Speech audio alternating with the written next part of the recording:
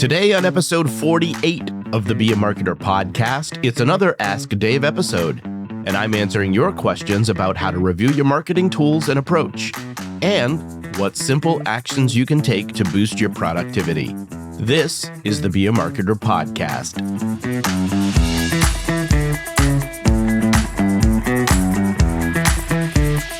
Be a Marketer. I'm your host, Dave Charest, Director of Small Business Success at Constant Contact, and I help small business owners like you make sense of online marketing. And on this podcast, we'll explore how to find the time to be a marketer.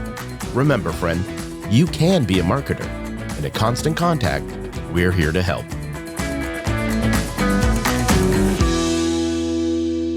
Well, hello, friend, and thanks for joining me for another episode of the Be a Marketer podcast. Today, we have a question from Erin, and Erin is an electronic communications coordinator at her church. So, as you might imagine, that entails a lot of communication about services, office updates, events, volunteer opportunities, offerings, mission trips, donation drives, sermons, suppers, and workshops, just to name a few things going on typically at your local church. Now, Erin's question is, how can we review our marketing tools and approach? And what are some simple actions can we take to boost our productivity?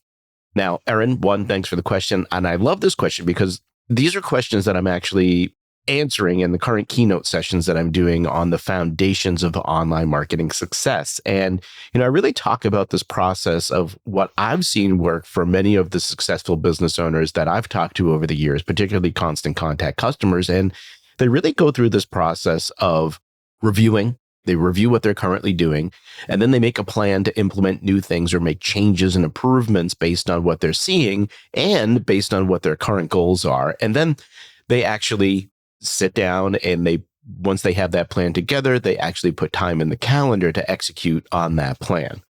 And then, of course, we'll talk about some ways that they think about adding some efficiencies to what they're doing using the technology available to them. So I want to start with review here. And so really, this is all about figuring out, do you have the right tools and approach in place for what it is that you're trying to do? And for the sake of time, I'm going to really focus on three things here. I'm going to focus on your website. I'm going to talk about email marketing or text marketing, really having an own channel, and social media. And so again, really here, this is really thinking about what it is that you're doing now. What tools are you using and how are they kind of working for you? So it's a good opportunity to check in. And so when we start thinking about things like our website, so a couple of questions come to mind. One, is it mobile responsive? I think this is really important because oftentimes a mobile responsive website just means it adapts to based on whatever screen size that's kind of viewing it. So if someone's looking at it on a tiny screen, they can still find the information they need and navigate that in a good way. If it's on a big screen, it still looks pretty good. And I think the important thing here to recognize is with the mobile responsive website, it actually starts to look a little bit more modern too. And that can be one of those things that kind of sets you apart, particularly when people come to your website and it's one of those things that have been around for a while and has a kind of dated look to it. But the next big question is really, is it doing what it is that you want it to do, right? Are people getting the information? Are people easily able to find those things? And you really sometimes need to make sure that you're talking to the people in your community to find out whether or not people are actually getting the information that they need. And I think the next big clue is really, are people taking the action that you want them to take, right? Are they taking that next step? So what is it that you want people to do when they get to your website? So some things to think about there. The next big question, right? Are you using an email tool or text marketing?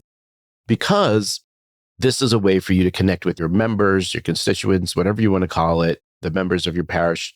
You're able to talk with them directly. And this is important because when you're thinking about what it is that you're doing in the online space, and we'll talk about social media here in a minute, is that, it gets very difficult to make sure that you're connecting with people in the ways that you need to connect with them because everything's algorithm based. And the reality is not everybody sees everything that you do on those channels. And so when you have those channels that you own, this allows you to connect directly with your members. And so the big question here is, okay, as you're reviewing that, do you have a plan to send regularly to these people so you're keeping them abreast of the things that they need to know about what's going on with your church? Okay. Now, social media. Big question here is one of the things we often find is there are so many channels available today, and people feel like they have to be on all of them. And oftentimes, what we find is that leads to people doing a little bit here, a little bit there, but not really doing anything meaningful on any one channel. And that can be a problem because you end up just spinning your wheels and wasting a lot of time because you're trying to feed the beast, right? As I've called that before. And when you're doing that, you're not really getting the most benefit you can from using that channel. And so I think the big question here is, okay, if you are using social channels, good. I mean, you should be using some of them, but the question to ask is, where are most people engaging with you? Because that kind of gives you an idea of like, okay, here's where we see the most action, or here's where most people are. Here's where we have the biggest audience. That kind of gives you an idea of maybe like, hey, maybe this is the place where we want to hunker down and see if we can get this working really well for us. And then always the big question is, are you from those social channels looking for ways on occasion to move people toward those own channels, to the email, to the SMS channel, whatever it may be?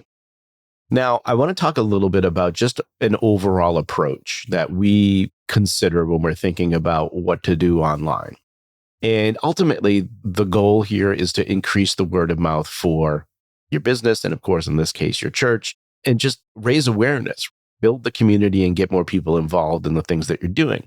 And so at Constant Contact, we talk about this approach called engagement marketing. And essentially what it means is that whenever anybody connects with you, wherever that may be, that could be in person, that could be online, that could be on a social channel, within an email, on your website, wherever it is, you always want to try to do your best to provide a great experience for the person engaging with you in that location. When you do that and you create this great experience for them, that's also a great opportunity to entice them to connect with you, to stay connected. And it's when they are connected with you, continually think about engaging. And it's through those engagements, and again, keeping top of mind, that you're able to get people to come back to you. And the thing that changes here a little bit is, of course, with the social visibility that is now available, as people are engaging with you on the social platforms, it increases your reach and it allows you to reach new people and then bring those people into your fold. And so it's this constant engagement marketing cycle that we talk about here that is you providing a great experience, enticing people to connect, engaging with them, and bringing them back to you, and then exposing your church to other people so that they know that it's around and that they can become involved as well. Okay. And so that's really the approach that we're thinking about here when we start to think of that. And so, when you think about what it is that you're doing online, well, are you trying to do something similar? Are you trying to get to this place where you're able to increase the word of mouth for your business in a digital realm and just in general? Okay. So once you kind of get a level set of where you're at and what you're doing, it's then, all right, thinking about, okay, what is the plan that we need to put in place here now to then make improvements, right? Are there things that maybe we're missing that we need to implement? For example, do we have an email sign-up form on our website, right? When people come there, is a way for them to get on the email list.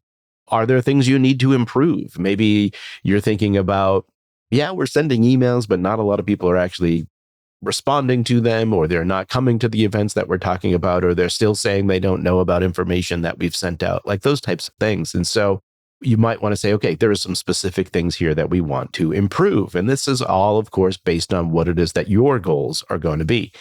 So I'm going to talk about some things that specifically that I think might be worthwhile for Erin specifically to look at when you think about some of the things that you're doing. And so again, in this website, email, and social realm, I'm going to start with a website.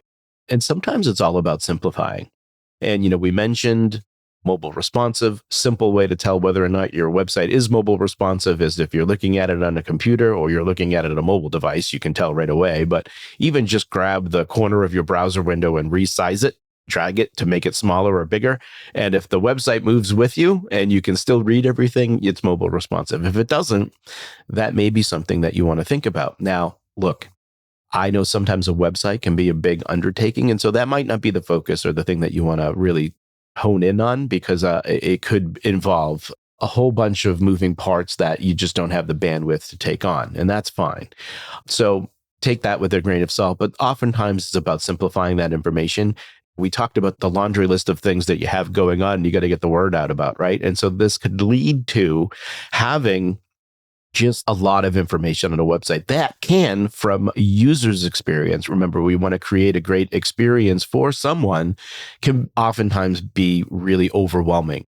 And so in many instances, less is more. So you can get people to where they need to go to find the information versus kind of dumping everything on there and making it kind of like a mishmash of things that they have to kind of sift through to be able to process. And we process things a little bit differently online than we do in person. And so oftentimes those things can feel like distractions that stop us from doing things rather than getting us to do things. So something to think about there. The next piece I would mention is email. I think this is another place to simplify. You're probably doing some really great things in terms of thinking about the different types of audiences that you have, and you have different lists within your email program, within your constant contact account, so that you can get specific information to specific people about the specific things that they may be interested in. And I think that's always a great place to start. Now, as we mentioned, all of the things that you have going on, the difficult piece, and I know this is difficult because you feel like you have to put everything in an email.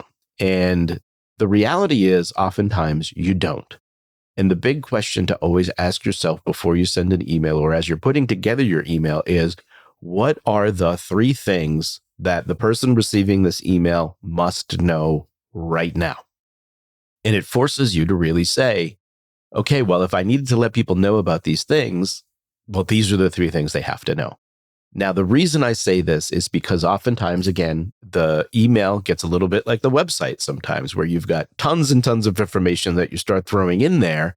And then one of the features within your constant contact account is called a heat map. When you look at the results of your email, you can go in there and you can actually see where people are kind of engaging with links within your email. And not everything is a link, I get it. And sometimes it's just about sharing information, but it shows you a little bit of this idea of, you see where people are kind of scanning over and actually just no longer engaging with content. It's the more you have content in there, the more you go down that page, the less you see people engaging and interacting. And so you're really, although you're putting it in there, you're probably still hearing things like, oh, I didn't know about that, or I didn't see that, or I didn't know about that thing. And so again, the big question, what are the 3 things that someone must know right now so that you're simplifying things and you're giving them that information, and the person receiving it, again, has a better experience where they can process that information versus kind of flipping through a giant email with a lot of information that becomes very difficult to consume.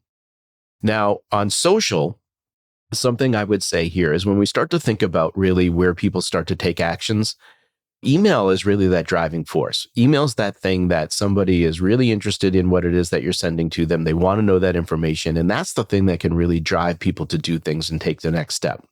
I think social is more about engagement and entertainment in many ways, or letting people see things and get a sense of what your community is like. And oftentimes we don't really lean into those strengths of the channel. We kind of do some things across all channels the same way, and we want to make people aware of like an event that we're having or something like that. And so we start using kind of like event language or putting up information like that. And it's not that you don't necessarily want to do that, but you really need to find a better mix of thinking through, how do we show the community? How do we show people at those events? How do we show people having a good time? How do we show what the community looks like, the types of people that we're trying to attract? When you do that, you're going to find a couple of things. One, people are going to start to see what it's like to be part of your community, but also people are going to engage with those more, because think about when you go to an event or somebody creates a photo album or something like that and somebody sends it to you, oftentimes the first thing we do is start looking for the pictures of ourselves, right? Can we find ourselves in there? And people want to see those things and engage with those things and share those things, right? And so you get into this place where people start engaging with that content more, which again increases your social visibility and allows people to almost invoke the FOMO of things. So you start seeing, oh, I want to be part of that event, or I want to be where these people are. And so really, I think social is really about focusing more on people and communicating and using your email program to really push people forward in terms of taking those next steps. So a couple of things there to think about. Now, once you kind of get to this place, we move into the execute part of this. Okay, so here are the things that we're going to do. Here are some things we're going to change. Here are some things that we're going to work on. Really, you got to make sure you get everybody in an agreement. If there's other people that need to kind of sign off on this, you want to make sure that agree on what is the most important things to work on. What are the things that we need to do? Identify the problem. We need more people coming to this. We need more people knowing about this. We keep hearing people aren't aware of this thing. Or so agree on what the problem is that you're trying to solve, and then agree on the most important things to kind of focus on. And then again, pick 3 things. It's all about simplification. Yes, there may be a lot of things that you need to do. Focus on 3 things, get those things in the calendar, work on those things and move forward with them. Okay. This is what we see: review, plan, and execute. Do those 3 things and continually go back to that cycle of 3 things, and you'll start moving forward and making improvements that you need to make. Now, a couple of things to think about here just in terms of boosting productivity. And of course, there are a lot of things within your constant contact account that allow you to do that and allow you to start to, it's just about taking advantage of them, right? And allow you to really start making good use of those things so you're not having to do everything manually. So you're not having to basically be able to take advantage of things that are good for you in the long run that you just may not be doing. And so a couple of things I want to mention. One, in your constant contact account, you have what's called a welcome email. Now, this is a very important thing that I think a lot of people, that I'm always amazed of how many people that actually don't take advantage of it. And this is as if someone were coming into your church and said hello to you and you ignored them in many instances, right? Somebody's joining your email list. They're becoming a member of the email list. This is a great opportunity to welcome them, give them some information, start that relationship off on a right foot, or cement that relationship even more. So use that welcome email. And this is something that will work for you. It's automated. It can be a personal letter. It can be a personal welcome from somebody within your church organization, something like that, that really sets the tone for the information that they're going to be receiving in the future from you. When you do this, when somebody signs up, whenever they join, whether it's today, tomorrow, or 3 months from now, they're going to get that same experience. You don't have to do anything other than set that up the first time.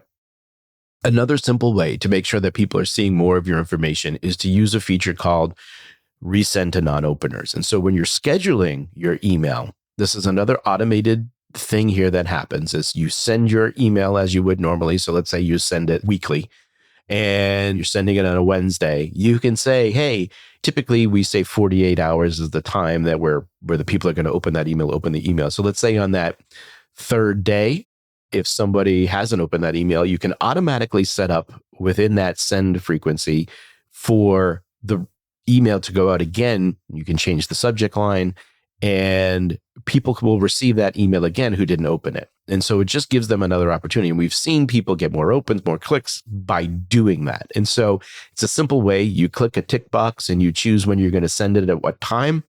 Really simple way to get more engagement on those emails that you're sending. Another way to start saving yourself some time and boosting your productivity is also taking advantage of the content generator within your constant contact account. You may have events, you may have things coming up, you may have things that are on repeat, things that are happening all the time that get a little bit difficult to think of new ways to talk about them and to get the word out about those particular things in new and interesting ways. So the content generator can really help you create some options there, or at least get you going in the right direction if you want to add some more flavor or be a little bit more personal in those things. But it's a great way to save yourself some time, even thinking about how you're doing some things from a social perspective, the content you're creating to generate some insight or get people aware, I should say, generate awareness about those events or things you have going on. It's an easy way to kind of solve that blank cursor or the blinking cursor problem where you're just kind of staring at the screen saying like, all right, what do I write here? So take advantage of that because that's going to help you create that content in a much quicker way and help you do that right within your constant contact account. Now, speaking of the social accounts and putting things on social media, also think about connecting your social accounts within constant contact. If you've got a Facebook page, an Instagram, you can connect those things right within your constant contact dashboard so you can start to see how people are responding to you. You can engage with people right through there and you can post things, you can post images. It creates this simpler dynamic where you can do everything right from within your constant contact account. The other thing I'll mention is to take a look at also is your dynamic segments within your constant contact account. Now, you're doing a great job, of course, putting your list together or thinking about the different groups of people or the groups of information that people may need to think about or want to know about. And so you're not sending everything to everybody. But the other thing to think about is dynamic segments. Now, you can go into your constant contact account and you can create segments based on activity. And you can actually see a few things in terms of maybe who your most engaged people are. And those lists will update dynamically for you. So as people move into that engaged bucket, you'll start to see, what that means. And then those just might be people that you think about like, hey, if we need to get the word out about something, or if we need a little extra push or we need a little extra help, those might be the people that you want to go to in order to see if they can help spread the word or do something like that. And so those are some ways that you can think about boosting your productivity. So this was a longer episode than typical in terms of these Ask Dave questions, but we had a lot to cover there. And hopefully that gave you some good things to think about here. So I want to recap some things. One, review what it is that you're doing now. Take a look at that. Make sure those things are in place that you need to be able to be successful at what you're doing. Then put a plan together based on your goals. Think about what it is that you're trying to achieve, and then what are the pieces that you need in place to help you do that. And then lastly, take that action. Use the tech where possible to make you more efficient when you do that. But you got to really put that plan in a calendar and move forward so you can take those steps to take action. So, Erin, I hope that helps. And thanks again for sending in your question. Really appreciate it. Friends, if you have a marketing question for me, I'd love to hear it. So if you're a Constant Contact customer, you can head right over to the Constant Contact community to post your question for an upcoming Ask Dave episode. I'm going to include a link to that for you in the show notes. All right, friend, we'll talk to you next time. I hope you enjoyed this episode of the Be a Marketer podcast. If you have questions or feedback, I'd love to hear from you. You can email me directly at dave.charest@constantcontact.com. If you did enjoy today's episode, please take a moment to leave us a review. Your honest feedback will help other small business marketers like yourself find the show. Well, friend, I hope you enjoy the rest of your day and continued success to you and your business.